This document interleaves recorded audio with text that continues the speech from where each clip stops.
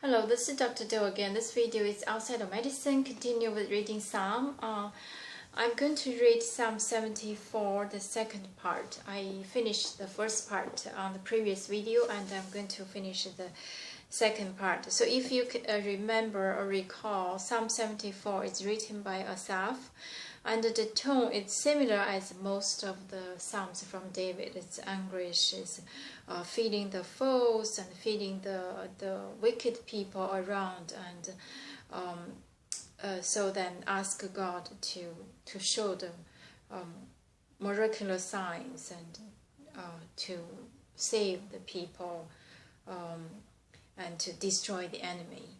So I'm going to continue to read the Psalm, second part of Psalm 74. But you, O God, are my King. From old you bring salvation upon the earth. It was you who split open the sea by your power. You broke the heads of the monster in the waters. It was you who crushed the heads of Leviathan and gave him as food to the creatures of the desert. It was you who opened up springs and streams. You dried up the ever-flowing rivers. The day is yours, and yours also the night. You established the sun and the moon. It was you who set all the boundaries of the earth.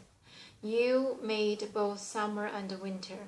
Remember how the enemy has mocked you, O Lord, how foolish people have reviled your name.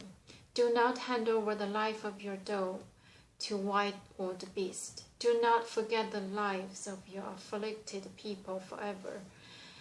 Have regard for your covenant, because haunts of violence fill the dark places of the land. Do not let the oppressed retreat in disgrace. May the poor and needy praise your name. Rise up, O God, and defend your cause. Remember how fools mock you all day long. Do not ignore the clamor of your adversaries, the uproar of your enemies, which rises continually. So that's the end of Psalm 74. So, at the beginning of this video, briefly summarized the first part of 74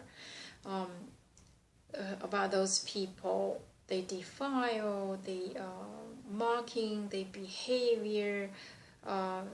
It's just everything is make this Asaph feel not at ease and feel that those people are challenging not just to Asaph or people along him, but kind of mocking the God they believe. So then start from the second part. How long will the enemy mock you, O God? Will the foe revile your name forever? Why do you hold back your hand, your right hand, take it from folds of your garment and destroy them? This is the first part, the end of the first part, saying, I already mentioned, Asaph mentioned those people, and then ask God, your enemies is mocking you, why you standing there and with your hands in your pocket, or putting your sleeves, or putting your folds of your garment, not doing anything, just standing there watch. But you, God, are my King from old, and you bring salvation upon the earth. It was you who split open the sea by your power. You broke the heads of the monster in the waters. So this is saying all the miracular wonders was because of God, not any human. It was you who crushed the heads of Leviathan. Leviathan, Leviathan.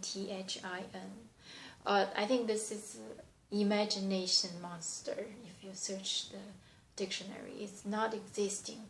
I think probably hint or imply something, but we do not know.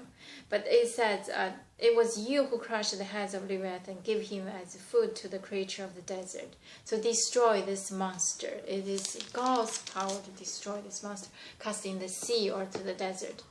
It was you who opened up the springs and streams, dry up the ever-flow river. So you have the power to open the springs for the chosen one and to dry the water. It was you who set all the boundaries of the earth, and you made both summer and winter. So this is back to the creation. At the beginning, God set the boundaries of day and night. Remember how the enemy has mocked you, O Lord, how foolish people have reviled your name. So, God, you need to remember those past days. They do not believe you. They not only without belief, also they mock you along with us. Have regard of your covenant, because haunts of violence will fill the dark places of the land. So please remember the covenant established between the God, you and your people, because now haunts of violence fill the dark places of the land. So it means the land is really under horror attack. Haunts of violence is not peaceful. Do not let the oppressed retreat in disgrace. May the poor and needy praise your name. So do not let the oppressed, the suffering, the people who suffer retreat in disgrace. And may the poor and needy praise your name. And the poor and needy, do not let them disappointed. And so then save them, they will praise you. Rise up, O God, and defend your cause. Remember how fools mock you all day long. Rise up, calling for God, defend your cause, defend you and your people and the cause, because you are the real God, the only.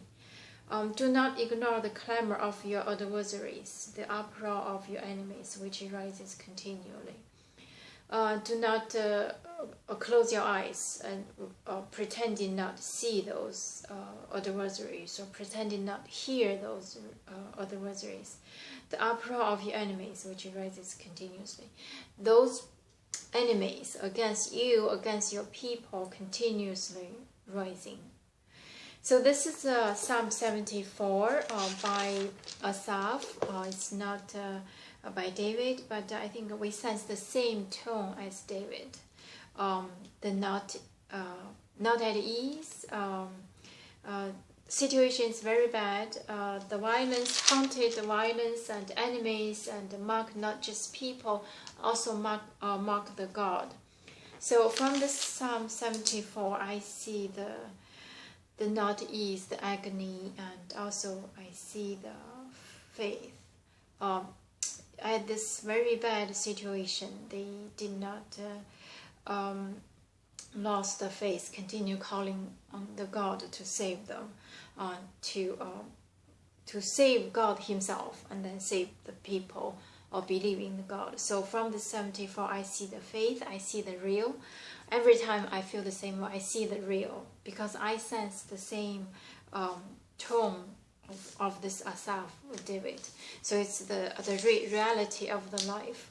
And also, even though people have faith, even though people have believed and delivered from the suffering, but the battle is continuing process, according to the last verse, uproar your enemy, which rises continually. So it's always. And the most important thing is keep the hope and keep the faith. So I'm going to stop here. This is Psalm 74. I hope you can read by yourself and interpret in your own way. Thank you for watching. I will see you next time.